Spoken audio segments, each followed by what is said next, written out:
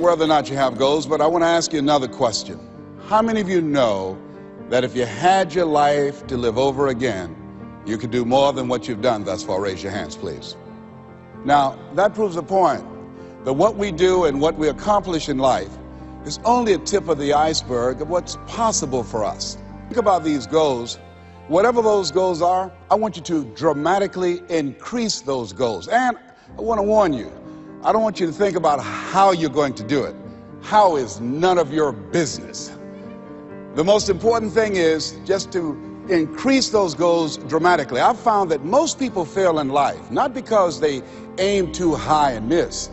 Most people fail in life because they aim too low and hit. And many don't aim at all. So raise the bar on yourself and don't ask how you're going to do it. As you begin to think about your goals, the most important thing is, and write this down, commit yourself. See, once you commit yourself, the how will come, the way will come. Once you commit yourself, you will then figure it out. And if you're going in the wrong direction, all you have to do is turn around and go in the other direction.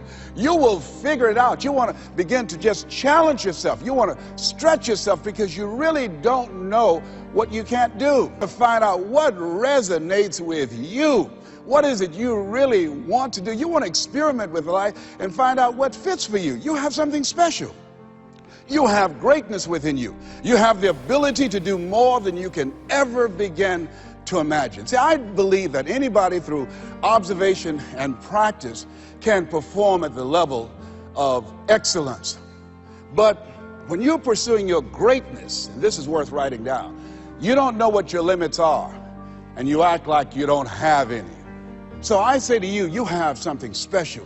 You have greatness within you. And I want to make four things clear. Number one, everything that I'm going to say, you already know it. If what I share, the message that I'm going to express right now and share with you, if it wasn't a part of who you are already, you wouldn't be in the audience. That's number one. That's very important. It's already in you. I'm going to only confirm and validate that which is a part of you anyhow. The second thing is, everything I'm going to say to you, you've heard it before. From people with college degrees and credentials, I can't hold a candle to. It's common sense, but not common practice.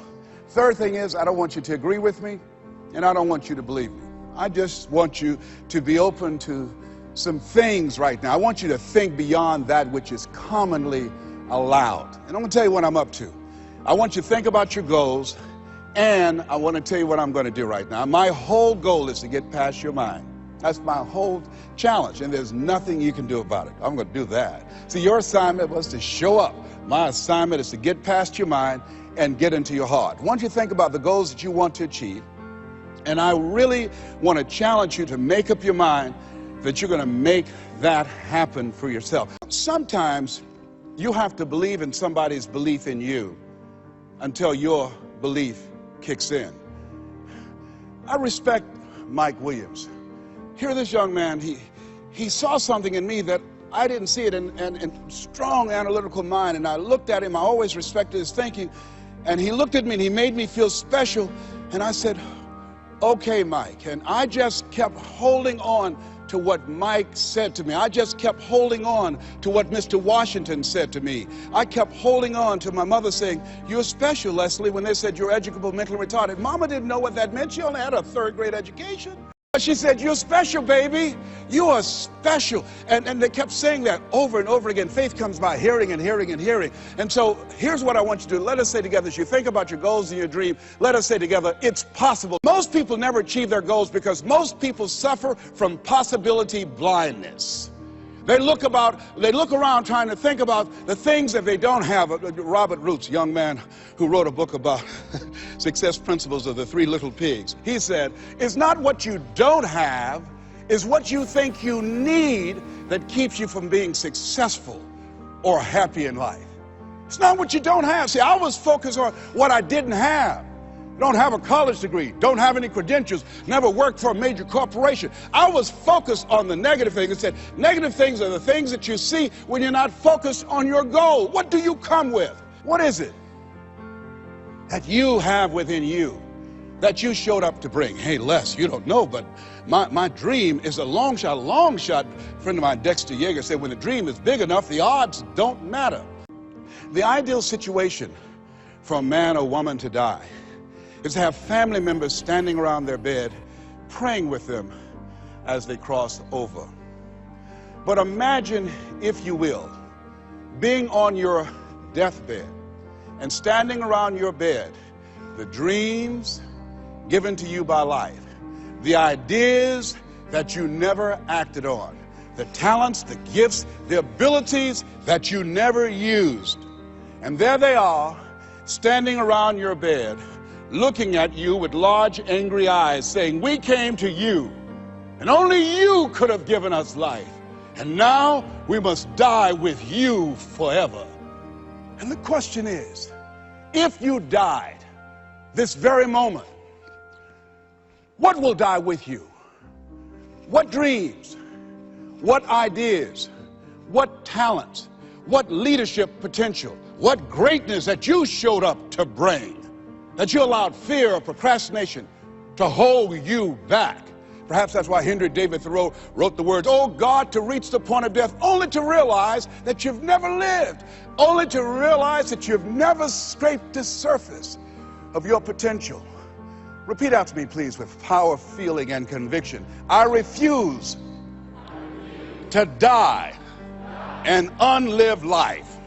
I refuse to die an unlived life. Don't worry about the odds. You survived 1 out of 40 million sperms. You will never have those odds again. You beat those odds, you can win anything. You have something special. You have greatness within you. And the only reason you're here, you are my assignment. You can feel me. Some of you feel me right here in your heart of hearts. And my goal is to get past your mind and into your heart. So it's necessary that you have the mindset that I can do this. You've got to begin to believe and to fortify that belief and feed that belief by listening to tapes, going to seminars and workshops, by challenging yourself, by stretching yourself. It was Osborne who said, unless you attempt to do something beyond that which you've already mastered, you will never grow. And as you begin to challenge yourself, you'll discover some things about yourself that you don't know right now. The other thing is you begin to look at yourself, look at your dreams, and begin to experiment and stepping into your greatness. One of the things that's very important, whatever goals and dreams that you have, repeat after me, please, make your move before you're ready. We're instructed in life to walk by faith and not by sight. See, you want to really begin to stretch yourself. You want to become a risk taker. You want to raise the bar on yourself. Most people won't do that. See, most people engage in low life living, low risk living. This, God said, if you're not willing to risk, you cannot grow. And if you cannot grow, you cannot become your best. And if you cannot become your best, you can't be happy. And if you can't be happy, then what else is there? I like what Helen Keller said, life is short and unpredictable. Eat the dessert first.